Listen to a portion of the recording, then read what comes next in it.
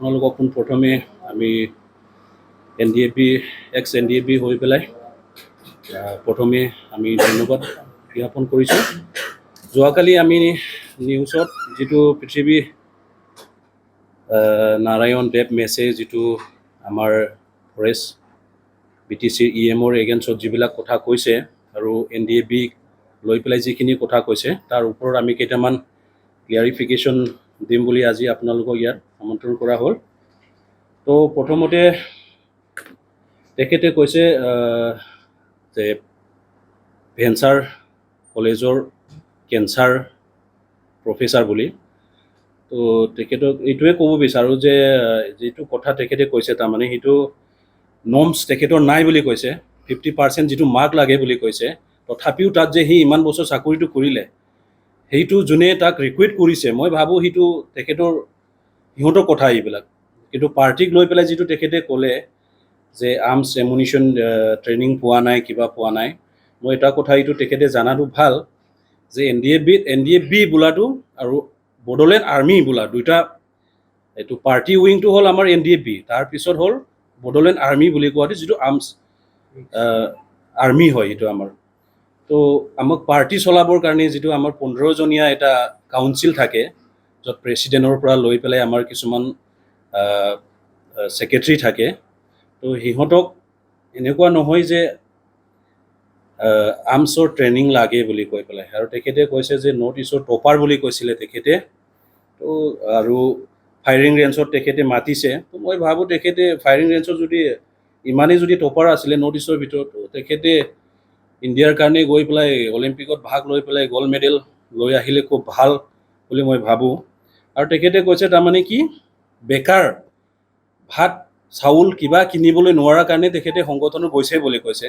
তো তেখেতে কি এইটোকে ক'ব বিচাৰিছে যে তাৰমানে NDFBটো এটা এনেকুৱা প্লেটফৰ্ম য'ত নেকি যিবিলাক মানুহে কাম ধান্দা নকৰে বা বেকাৰ, তেখেতসকলৰ কাৰণে এটা প্লেটফৰ্ম বুলি তেখেতে ক'বলৈ কৈছে। সেইটো মিছা কথা। আৰু আমি পোৱা নোপোৱাটো লৈ পেলাই আমি তেখেতৰ পৰা কোনো আমাক ফটো বা তেখেতৰ এইটো সহানুভূতি আমাক নালাগে। আমি আগতেও NDFBত এইটো কাৰণে জইন কৰা নাই যে আমি প্ৰপাৰ্টি বনাবৰ কাৰণে, আমি বিল্ডিং বনাবৰ কাৰণে আমি যোৱা নাই। আমি গৈছোঁ নিজৰ জাতিক আমি ভাল পাওঁ কাৰণে আমি সংগ্ৰাম কৰিবলৈ গৈছোঁ। এইটো নহয় যে আমি আজি একো পোৱা নাই বা কিবা পোৱা নাই। আৰু তেখেতে কোনটো বেছত ট্ৰেইনিং লৈছে বুলি কৈছে ফেৰেংগাক, তেখেতে মই একচুৱেলি চিফ ইনষ্ট্ৰাক্টৰ কম ৰিক্ৰুটিং অফিচাৰ আছিলোঁ Radab, ৰাজেন্দ্ৰ ইমাৰী বুলি কয় মোক। তো মই নিজে তেখেতক ৰিকুৱেট কৰিছোঁ আৰু মই নিজে তেখেতক বেছিক যিটো ফিজিকেলি যিটো আমাৰ আৰ্মিৰ ট্ৰেইনিং হয় সেইটোৰ বাদে আমাৰ যিখিনি ট্ৰেইনিং আছে, যিখিনি দিব লাগে সেইখিনি আমি তাক দিছোঁ। আৰু তেখেতে বেষ্টটো সুধিছে, বেষ্টটো হ'ল তেখেতৰ 39 বেষ্টত তেখেতক আমি তাত আমাৰ লগত প্ৰুফো আছে, ডকুমেণ্টছ আছে যিবিলাক। তো এইটো কথা। আৰু তেখেতৰ ছিগনেচাৰ কৰিবলৈ পায় নাপায় একৰ্ডৰ ওপৰত, যিহেতু পাৰ্টিৰ যিটো টপ মষ্ট লিডাৰ প্ৰেছিডেণ্ট বুলি কয় তেখেতসকলেহে ছিগনেচাৰ কৰিছে। তাত GS সকলে BTR একৰ্ডত যিটো ছিগনেচাৰত যিটো চাইন, কোনো পাৰ্টিৰ GS বিলাকে এইটোত ছিগনেচাৰ কৰা নাই। এইবিলাক মানে ভেলুলেছ টপিক আৰু এইবিলাক। তো আমি এইবিলাকৰ পৰা তেখেতক সেইকাৰণে অনুৰোধ জনাওঁ। আমিতো চিনিয়ে নাপাওঁ তেখেতক। যেতিয়া মিডিয়েটৰ হৈ পেলাই তেখেতে NDFBক আনিছে তেতিয়াৰ পৰাহে আমি কোনোবা ৰজাৰ বংশৰ ল'ৰা বুলি তাক চিনি পাইছোঁ। তো এতিয়া তেখেতে নিজকে ষ্টাব্লিছ, তেখেতে লিডাৰ বা কিবা এটা নহয়, NDFBৰ কাৰণেই তাক কোনোবা চিনি পাইছে।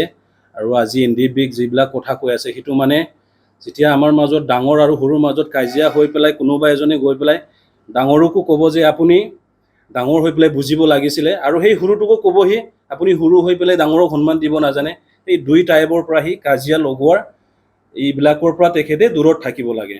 আৰু যিহেতু আৰ্মিত স্কুলৰ পৰা তেখেতে আহিছে বুলি কৈছে, মই ভাবোঁ আৰ্মি ডিচিপ্লিনটো তেখেতে আমাতকৈ বহুত ভাল জানিব। তো আৰ্মি ডিচিপ্লিনত থাকি পেলাই আমাৰ কোন সময়ত কি ক'ব লাগে, কি কৰিব লাগে সেইবিলাক তেখেতে চোৱাটো ভাল। কিয় বুলি ক'লে এতিয়া BTCত যিমানখিনি আমাৰ মাজত শান্তি বা পিছ যিখিনি আহিছে সেইটোত তাৰমানে তেখেতে সোমাই পেলাই এনেকৈ মন্তব্যবিলাকৰ পৰা দূৰত থাকিব লাগে। আমাৰ ফালৰ পৰা সেইটোকে।